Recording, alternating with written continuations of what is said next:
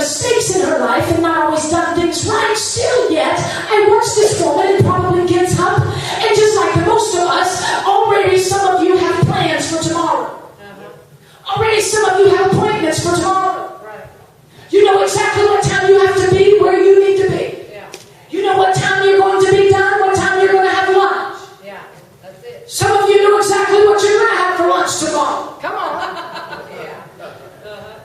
And so because we've already got our day planned, I just have to believe that she too, as human, would have her day planned.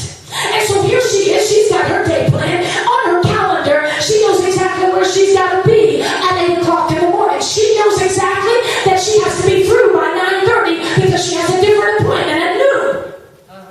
And so already in her mind, she's getting ready and getting dressed to get her day started. But then all of a sudden, even though actually she's already got her errands already set up before her in her mind or up on paper, something changes her agenda. Something interrupts her life and her day. Dear God, interrupt us.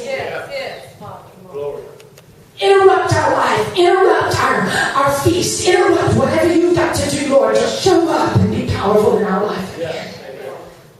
And so I watch this woman as she has everything planned out, but then all of a sudden I see her. Something grips her spirit and her heart. And now all of a sudden the dinner date is not as important. The lunch hour is not as important. The 8 o'clock meeting or the 9:30 meeting is not as important as it was when she first woke up. Why? Because now the spirit within her is starting to change some things. Let me tell you something.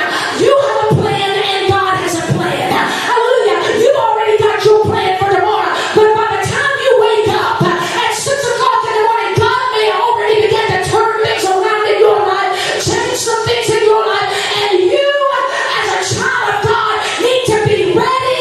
Oh, come on. We talk about instant in season, and we always want to shovel that onto some preacher and say, well, you should have been ready to preach. No, we need to be instant in season and out of season when it's time for God to change our plans, interrupt our agenda and our calendar. Whatever you got to do, Lord, I'm willing to do whatever your will is, to hear your voice and to be obedient according to your word and not mine. Bless your name. I can see her. Now all of a sudden she begins to feel like, I've got to get and find the most precious thing in my house. And she begins to go through her closets and she begins to go through her chest and her treasure box. And all of a sudden she comes across this alabaster box. One of the most precious things. The Bible says that the oil within that is so expensive that she would have to work for a year. A year. A year's worth of wages was put into this box. She gave a lot of her time and talent and abilities for one thing in this box. And to think that it was hidden away and that it would never be used or seen again. And so I watch her as she takes it out. And she's feeling the urge. Her calendar says one thing, but her spirit is saying another. Her date and time is saying one thing. Her clock is saying one thing, but that is within this bottle is crying out for something else. And so I watch her when she walks out of the house. She has one thing on her mind. It's not the PTA meeting. It's not getting her nails done. Come on now. It's not working on the boat.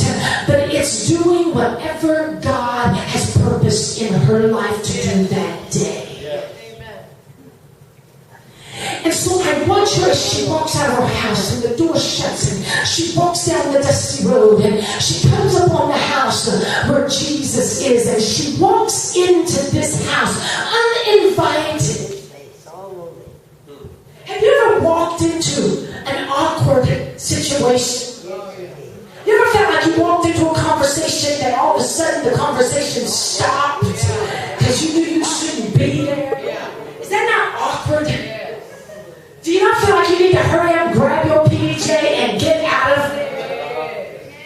And just say, oh God, I don't belong here. So she walked into a room where she was not invited. She walked into